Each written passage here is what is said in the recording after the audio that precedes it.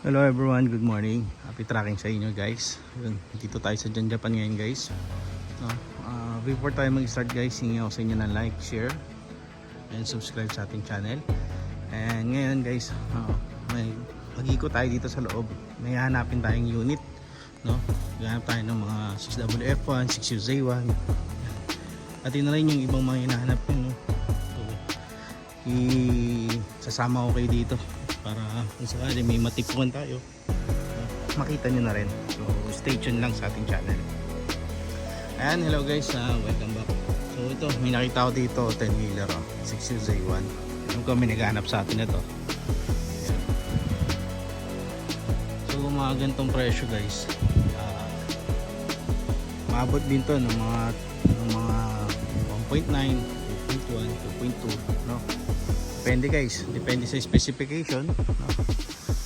Pag ganitong mga bubble top, ako maabot to ng 2.2 million, no?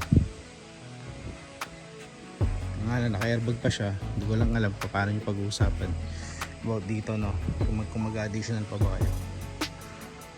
Pero marami dito, maraming mga tractor head, no? 10-wheeler head, iba-iba na yan. So, pero may hinanap din kasi tayo, no? Then meron din na alala ko, ayan, mga freezer naman, forward, freezer forward, wing band, ayan, meron din dito. Siya nga po pala yun sa mga yun, sa mga iba na naghihintay ng ibang mga unit na maipopost natin sa channel.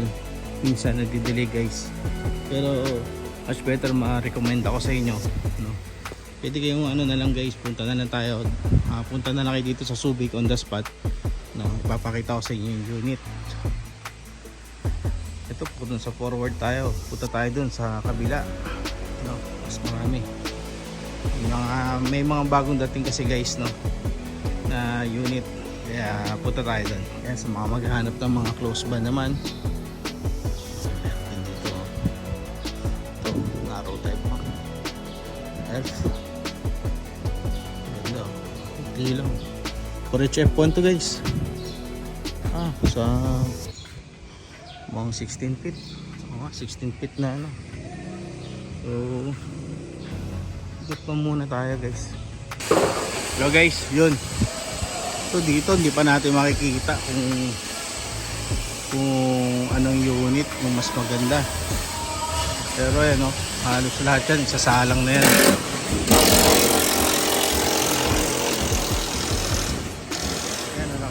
Medyo maingay lang.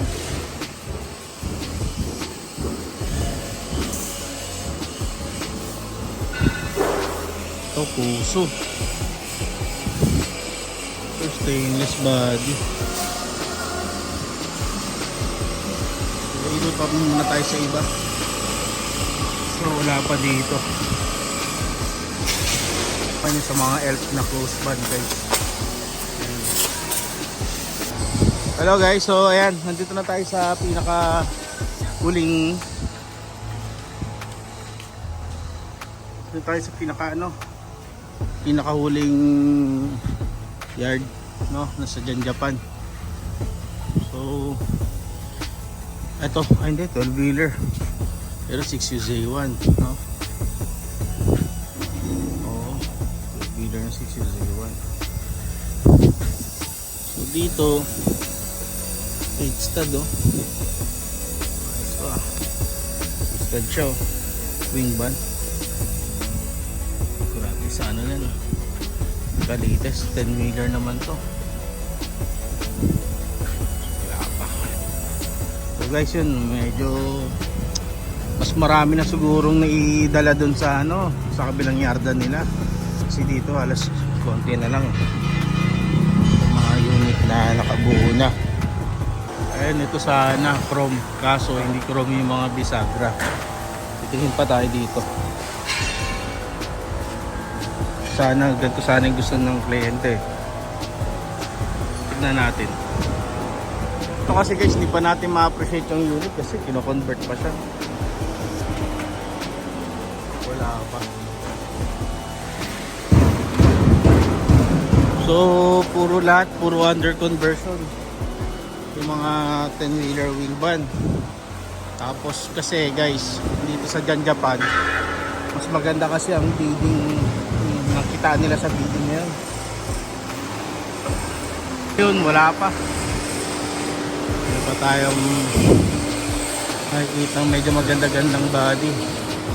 Kasi halos lahat puro under conversion. Ano, kikita nyo naman. Ito puso yan. Ganito sana yung hanap. Ito yung hanap ng kliyente natin. Pero teka lang muna guys, no. Saglitin lang natin tong tractor head na to. Uy, pwede to. Ganda pa ng chassis.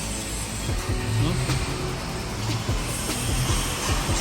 So guys, wala pa dito. So hanap pa tayo. Hello, ayun, meron na. Meron ako isa dito nakita. Ayan, stainless yung ano, yung P21.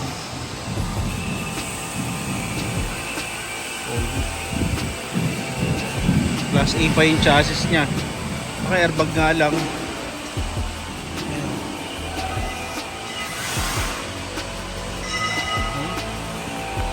10-wheeler to.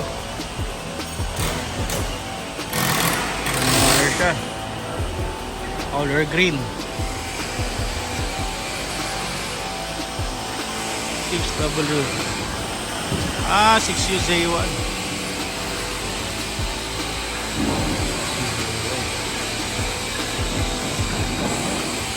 Ganda pa ng bagyo. Pyro. Ayan guys, so titingin-tingin parang ulit tayo, no? Ito pa lang yung mga nakikita natin na magaganda, mga Euro 5, kaso sold na. Libot-libot pa tayo dito kaunti, no? Para may sama ko din kayo sa ating paghahanap. Baka meron din kayong makita, no? Kung magustuhan nyo. Sa susunod, hindi pa tayo nakakapasyal sa Pampanga kung nasaan nandun yung mga finish product nila, no? Kasi kadalasan nandun lahat. Dito konti na lang mga natira. So ayun lang guys, so stay tuned lang sa ating channel. Happy tracking channel everyone. Thank you, bye bye and God bless.